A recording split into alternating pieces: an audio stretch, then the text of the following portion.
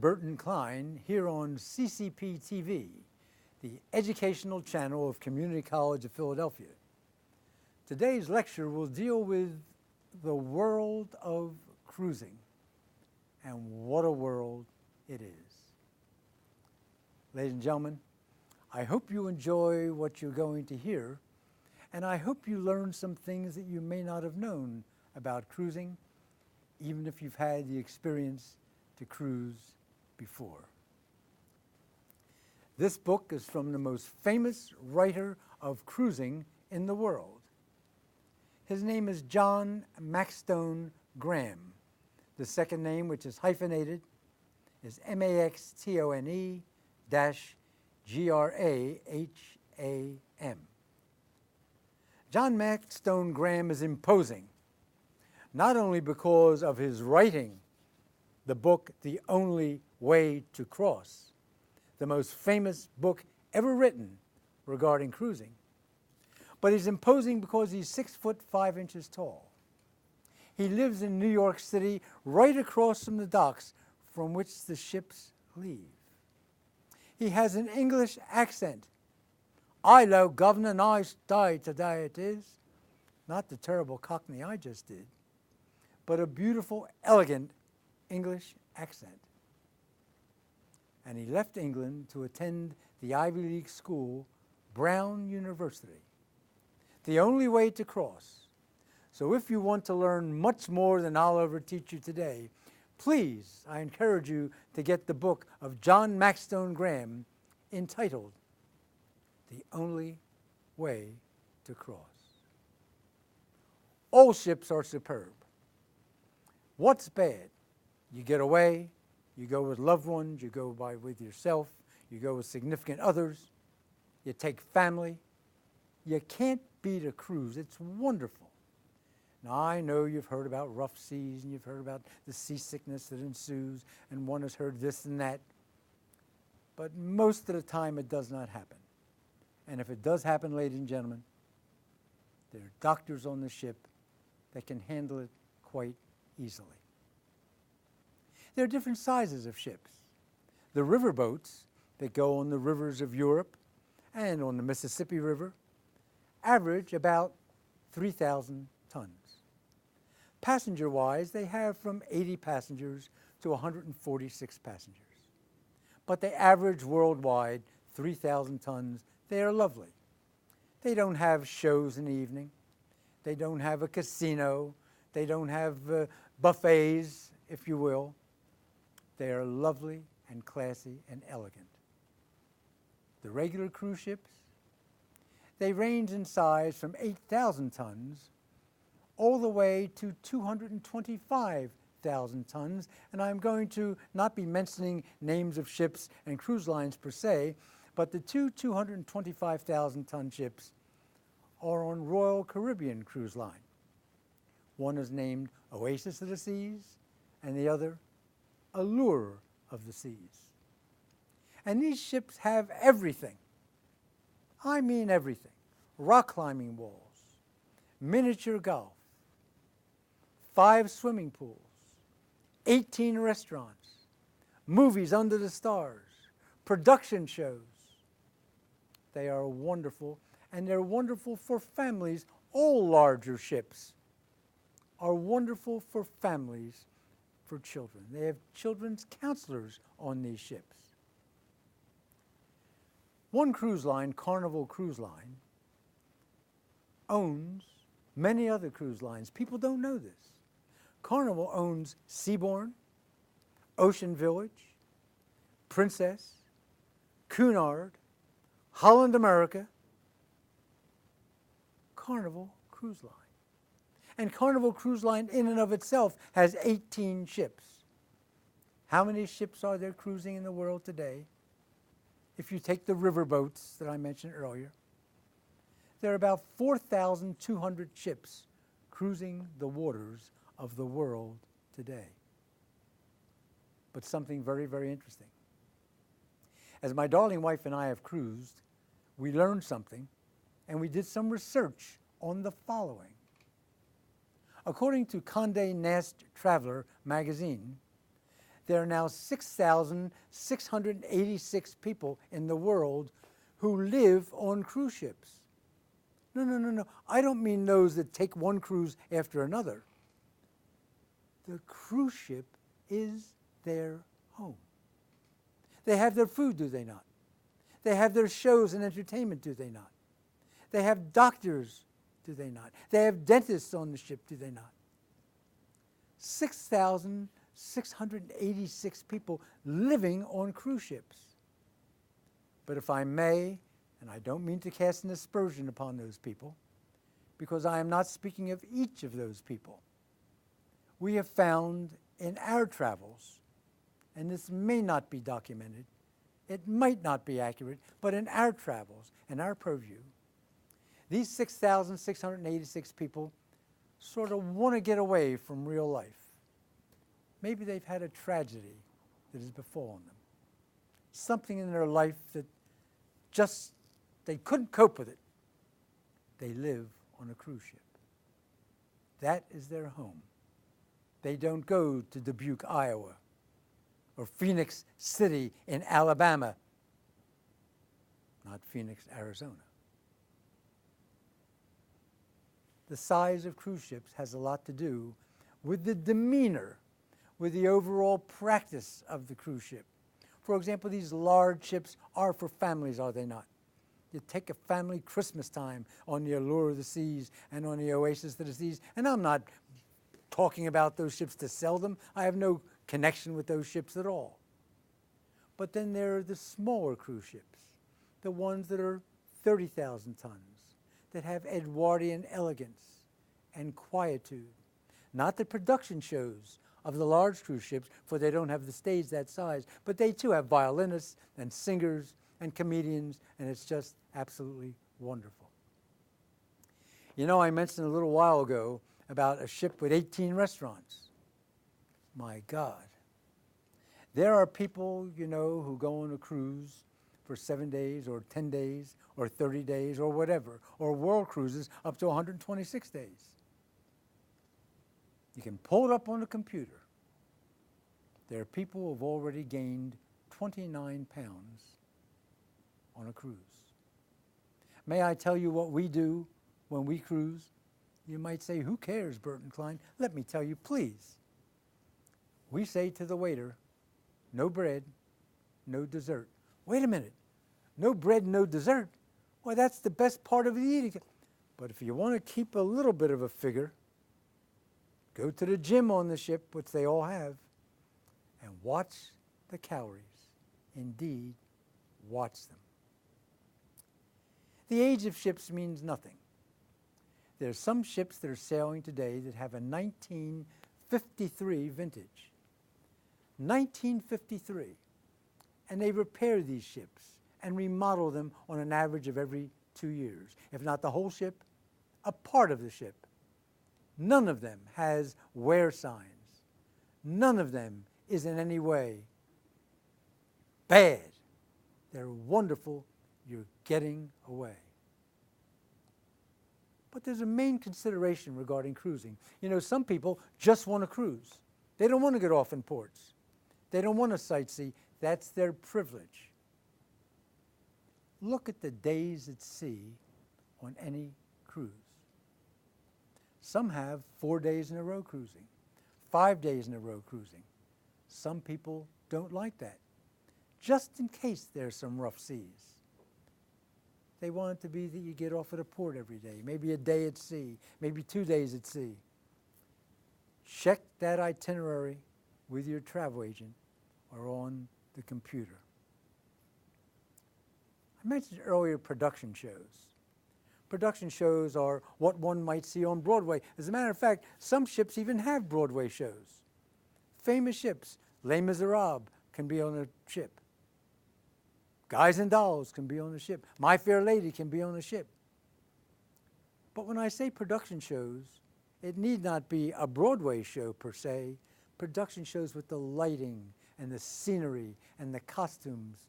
It's just elegant. What about prices, you might ask? You know, we get coupons to go to the market.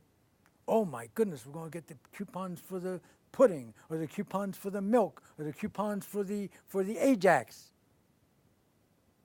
You know, of course, that the coupon means you get a discount, but doesn't the price of the item take care of the profit that the place makes? Like so with cruise ships. One will see advertisements, ladies and gentlemen, oh my goodness, 2-for-1 cruising. 2 people go on the cruise for 1. Oh my goodness, that's wonderful. But the wise person will realize that the price is raised to accommodate the 2-for-1. Free airfare, free tours, regarding tours. Do you know there are some cruise ships when you go on tour that they provide the shuttle from the ship to the place where one must start the tour free? Some cruise ships don't have that. You'll investigate that with a travel agent, won't you? Sure you will. Because now you're learning a little more, hopefully, viewers of the Community College of Philadelphia channel, something about cruise ships. There's something bad I have to tell you. It's a little worse maybe than the aforementioned sea sickness. Go on that computer of yours and pull up something called Events at Sea, S-E-A. Events at Sea. There are some people who would see events at sea and they would say, my goodness, I'm not going to cruise again. I didn't know these things happened on cruise ships or outside of cruise ships or attendant to cruise ships, related to cruise ships. There is an average of 796 events at sea a year. Google it. And we see on the news that the Costa Concordia listed. We read in the newspaper once every 6 months about a fire. We read about someone who was murdered on a cruise ship. We read about someone, passenger overboard on a cruise ship. Oh, folks, maybe you shouldn't read events at sea. An average of 796 events every year with items comparable to the things I just cited. Have my wife and I ever seen these things? No. Do they happen? You better not go to events at sea. But I tell it to you the other side of the coin, so you'll know that cruising is a microcosm of life, is it not? Things happen all of the time. Let's talk about some of the other types of people who live on ships.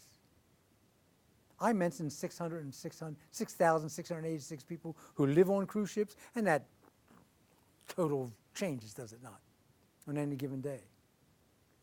But ladies and gentlemen viewing today, there are now 6 condominium ships. People live on condos. And there's a condo board, and if you do live in a condominium, you know the condo board and their rules and regulations. One of the interesting rules and regulations about the condo ship is this. The people who live on the condo ships have a choice as to the ports the ship will go. So they turn into the board on a piece of paper where they want the ship to go on the next cruise, so to speak. The people in the condo association vote on those choices, and that's where the ship goes. Now, there's another negative regarding cruising. Yes, I got to tell you the negatives. It's important.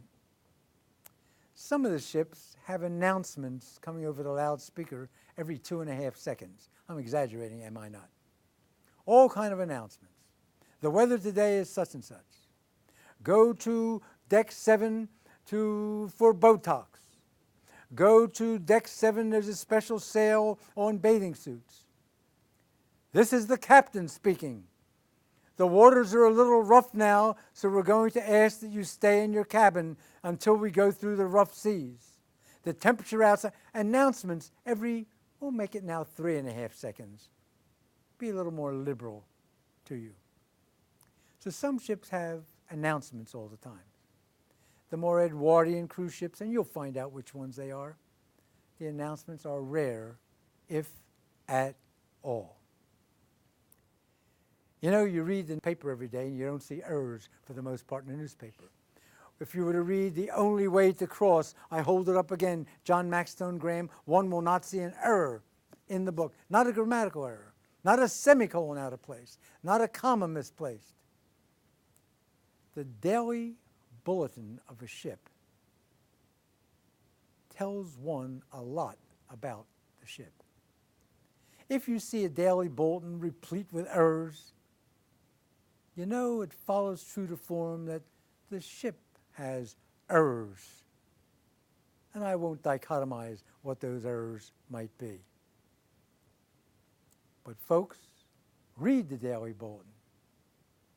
On a recent cruise of a certain cruise line, I shall not mention which, there were 82 activities per day. All age groups, all tastes. If one could not find activities out of 82, I guess maybe that person or persons should not have gone on a cruise. The most important person on the cruise to my wife and me is not the captain. Of course, he is needed so very terribly to do everything that's proper and for your safety. But the most important person on a cruise is the cruise director. Now, you might think a cruise director is just someone comes out and says, "Good evening, ladies and gentlemen.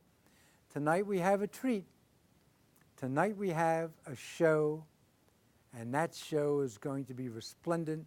And some of the people in this show have been on Broadway." And that's not only what a cruise director does. The cruise director signs the acts, contacts the acts in the various cities, makes the arrangements for their hotels when they're in land, makes the arrangements for what they're going to do, makes the arrangements for what he's going to print in the daily bulletin.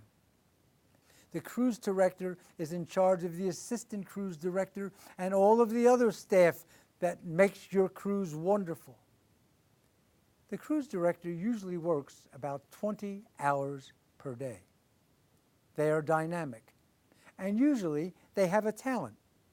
The cruise director, some of them sing, some dance, some are comedians. All of them, it is agreed by everyone, is a dear, caring person. The kind of person that comes around to your table at night and sits with you and is everything all right? Is there a certain show you'd like to see tomorrow? I have a list here. I can change the schedule before I print the daily bulletin. The cruise director, absolutely marvelous. Oh, wait a minute. Gotta tell you about the next thing, just gotta. There are people who do the following thing. They go on a cruise just to be able to get to this thing called the captain's table. Because usually, ladies and gentlemen and wonderful viewers of the Community College of Philadelphia channel, the captain has a special dinner, usually once a cruise. If it's a lengthy cruise, a 150-day world cruise, it might be 10 times. But at that dinner, the captain invites various people who are clientele, people who have booked the cruise. Don't tell anybody. We know some people who very, very carefully plan to get at the captain's table. They know what to do. One thing some people do is the following. They go to the maitre d' of the restaurant and they say, "Mr. maitre d', I'd like to be at the captain's table when he has dinner with 10 other people," or whatever, 20 other people. And they take something out of their wallet, do they not? And they hand it to the maitre d', who goes to the captain, and the captain might not know that the maitre d' has accepted some money. Am I knocking maitre d's now? Of course not. Does this happen all the time? No. Do these people that I'm talking about do this? Yes, they do. There's another way to get to a captain's table. And that way is being a travel agent that provides a lot of clientele for the cruise ship. My goodness, 200 passengers on this ship out of 684 went through that travel agent. If the ship holds 5,000, as the two large ships I mentioned before, 487 of them went through that person's at the captain's table for sure. There are ways to get to a captain's table, but there's more than just doing the captain's table. I use the word doing because you're going to do something else. The captain invites the cache of people that he has invited to dinner that night, and you get something in your door, under your door, inviting you to come. You have it in writing. First, you're invited to the captain's cabin, and drinks are provided. And you talk with the captain, and you meet the other passengers that are at the captain's table. Then after the show you see that night that you go to with the captain and the other cache of people, you go back to the captain's cabin for coffee and maybe an after-dinner drink. It's absolutely lovely, just lovely. And if I may, let me refer again to a personal experience had by my wife and me. I shall not mention the ship. I shall mention that we were docked in Buenos Aires. We had just seen the history, Don't Cry for Me, Argentina, Eva Perón, tours, wonderful. But we got to the dock to leave Buenos Aires to go to Rio de Janeiro. And there were 6 other cruise ships in port, 6 by number. We were the 7th. And the other cruise ships were not leaving. They were staying. We saw the times as we meandered around Buenos Aires when they're supposed to leave. We met other passengers from those ships, but they did not leave. And shortly we found out why. Yes, we did. We found out why. In the distance, one saw and we saw a funnel. The other captains chose not to leave. The ships were docked and they tightened the ropes, battened down the hatches. But this particular captain, I shall not mention the cruise line, chose to leave the port of Buenos Aires. We quickly forgot about Eva Perón. Don't Cry for Me, Argentina. We quickly forgot about the wonderful tour, about the Paris of that country, Buenos Aires. Because I said, don't worry about seasickness. I told you the negative of events at sea must show both sides of the coin now, mustn't I? As we left the port, in a matter of moments, the ship literally went like this. Boom! A typhoon. That wasn't the funnel, because the hurricane came next. The whole thing took about 7 minutes.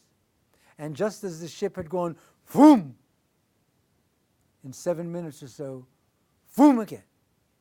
No dishes in the dining room. Things broken in the shops. People seasick, a little more than that. Serious illness. And that captain of that ship, ladies and gentlemen, when the ship finally was done with its trials and tribulations, never ever came over a loudspeaker, never said he was sorry for what happened, never came about the ship afterward to console people. The hospital on the ship was jammed. To refer to my darling wife again, she was literally thrown across the lobby. Black and blue was the result. So things happen on cruise ships, do they not? But for the most part, it's absolutely wonderful. Let me get back again to prices. There are, of course, prices that are not doubling the price to lower it with a coupon that you present. You know what I'm talking about. There are cruises that are bargains. To my wife and me, every cruise is a bargain because one is getting away from the emails and the phone calls and some of the stresses of everyday life. All ships are superb, whether they be in 1953 or a year 2012. They're being built all the time. Of the population of Americans, how many cruise? Last year in America, ladies and gentlemen, 19.4% of the people went on a cruise. And 32% plus of the people have cruised in their life. One might say, well, wait a minute, if one goes on a land tour, and I will mention some, Talc Tour, Globus Tour, Trafalgar Tour, you go to a place, you stay longer, you see more, but you know you can't learn everything in the encyclopedia, can you? No. You can't learn every word in a dictionary, can you? No. Like so, to get a feel for a country, to hear the people in Dublin welcome one as one gets off the ship. Oh, you're a wonderful lad you are. Oh, look at the colour in your cheeks you have, lass. To go to an Irish pub, to see the kindness of the people, just to mention one country. There are 190 countries in the world. I'm going to suggest to you, you see them via a cruise. This, once more, is Community College of Philadelphia. I'm Burton Klein, here on CCP TV. It's the educational channel of Community College of Philadelphia. It's all the time we have for today. See you next time, folks. Bye-bye.